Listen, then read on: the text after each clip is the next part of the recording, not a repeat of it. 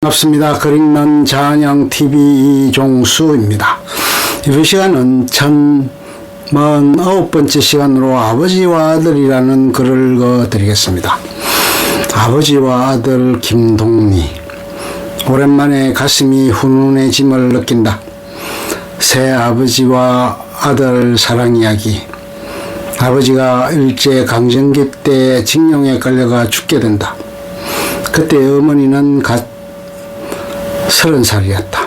그 후 어머니는 43살 먹은 깡마른 남자와 재혼을 하게 된다.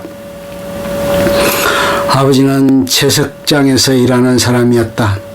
성준이는 어머니가 재혼한다는 것을 매우 불안해했다. 그래서 어머니 치맛자락을 놓지를 않았다. 성준이는 어머니와 함께 새아버지를 맞이했다. 처음엔 성준은 새아버지의 눈치를 보게 된다. 새아버지는 떡과 과일을 좋아해서 집에 올 때면 사들고 오곤 했다. 그러면 엄마는 아버지를 위해 과일과 떡을 소반에 받쳐 갖다 주곤 하였다. 그때마다 아버지는 성준이에게 남겨서 먹이곤 했다. 성준이가 없으면 성준이 몫을 남겨놓곤 하였다. 여동생이 태어났어도 변함이 없었다. 엄마는 국민학교를 졸업하자 남편에게 미안하여 성준이 중학교 보내자는 말도 못하는데 새아버지가 공부를 해야 한다고 서둘러 학교에 입학시켰다.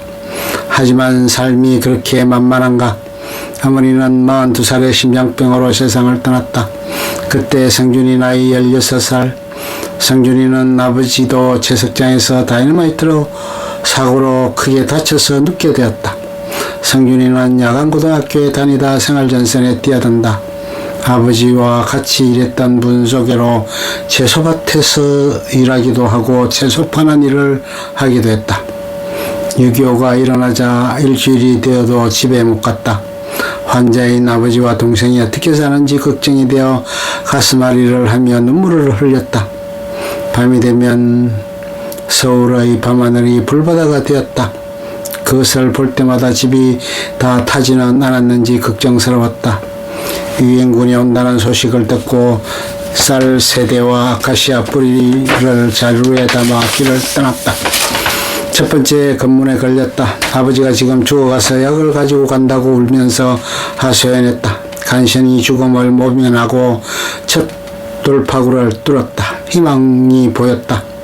앞으로 이렇게 하면 되겠구나 하는 생각에 그러나 집 가까이서 잡혔다. 큰 집 지하로 끌려갔다. 아침에 끌려나와 산에 50m쯤 올라갔다. 당의 성분을 본다고 산골짜기에 종대로 앉히고 산기슭을 보라고 했다.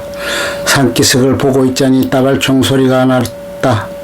성준이도 귓가에 총알이 스쳐가는 듯 하였으나 다행히 괜찮아 도망갈 수 있었다. 집을 찾아갔다. 아버지가 조합장 집에 동생 수녀를 보내 도움을 청했다. 성준이를 숨겨달라고. 조합장의 성락으로 그 집에 조합장 아들과 숨었다. 유엔군이 후퇴하자 모두들 피난을 갔다. 그러나 병든 아버지와 간다는 것이 쉽지 않았다. 점점 텅텅 비어가니 아버지는 동생과 둘이서 떠나라고 하였다. 그래도 못 떠나자 정 걱정스러우면 동생 수녀를 두고 떠나라고 하였다. 그러나 11살 먹은 수녀가 어떻게 생계를 이어갈 수 있을까? 성준은 뚝섬에서 일할 때 리어카가 있는 것이 생각이나 찾아갔다. 그러나 그 아저씨 댁도 다 피란을 가고 리어카도 없었다. 진작 챙기지 못한 것이 후회가 되었고 암담했다. 마지막으로 호소하기 위해 신문사를 찾아갔다. 사정 이야기를 들은 신문사 아저씨는 저녁에 오라고 하였다. 거기서 저녁까지 기다렸다. 그러자 내일 아침에 일찍 오라고 하였다. 그 이튿날 일찍 갔다. 마침내 내일 1시까지 서울역으로 아버지를 모시고 오면 기차를 탈 수 있게 해준다는 소식을 들었다. 성준이는 아버지를 얻고 서울역까지 가기로 마음먹었다. 성준이가 아버지께 이야기하니 아버지는 내가 어떻게 가니 하셨다. 그러나 성준이는 결이 찬 목소리 할 수 있다고 하였다. 아버지는 성균이를 의지하기로 하였다. 성균이는 눈몰아치는 추운 날 2번 짐을 나르고 3번째 아버지를 얻고 원서동에서 서울역으로 간다. 성균이는 아버지의 가벼움을 느끼며 마음 아파한다. 아버지 추우니까 담요를 머리 끝까지 쓰세요. 그 한마디가 오래오래 영혼으로 남는다. 훈훈한 느낌이 오래가는 소설이다. 훌륭한 아버지와 효자 아들의 만남은 아마도 이 지구가 멸망할 때까지 두고두고 이야기가 이어지리라. 끝. 좋으면